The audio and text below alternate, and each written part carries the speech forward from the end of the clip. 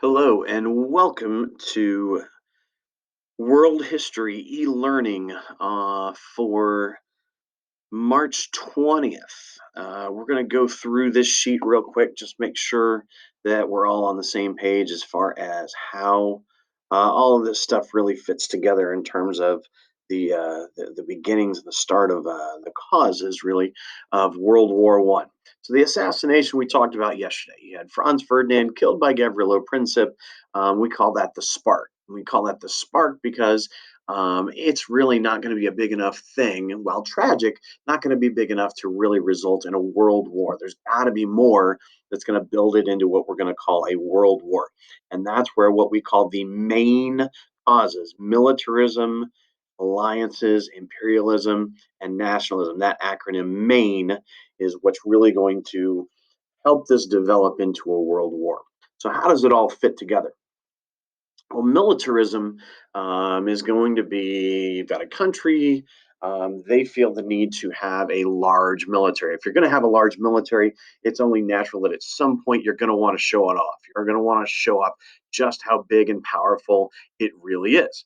If you've got that mindset, it stands to reason that if you have something like this going on, something like this happening, it's going to ultimately result in you wanting to get involved in that war.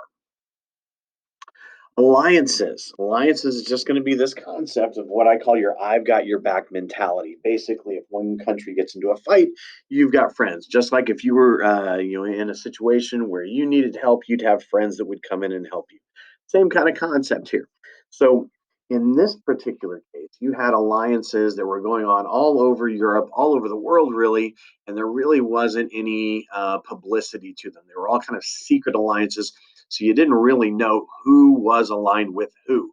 In this particular case, you had a country like Germany was aligned with Austria-Hungary. You had a country like Russia was aligned with Serbia. So when all of this gets started, Austria-Hungary is threatening Serbia. Well, Germany was kind of fanning the flames.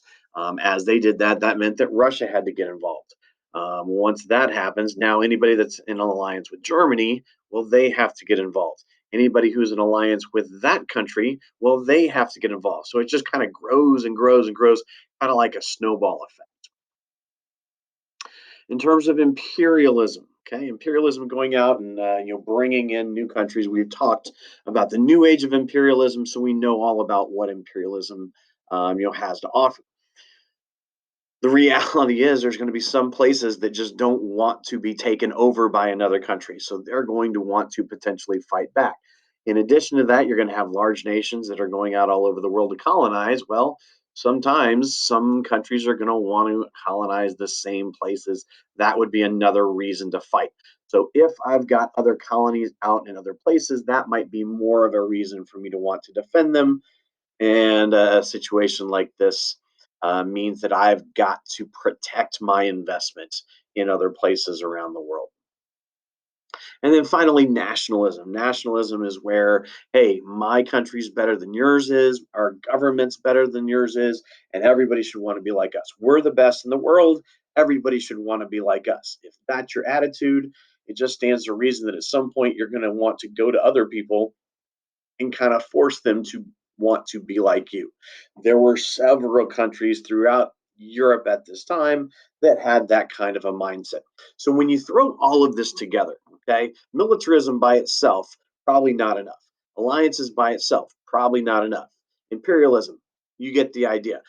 Any one of these things by themselves is not going to be enough for a world war. What makes it a world war? The fact that all of this happens at the same time. It's all going to lead into the next thing. It's all going to be a reason to build this up more and more and more.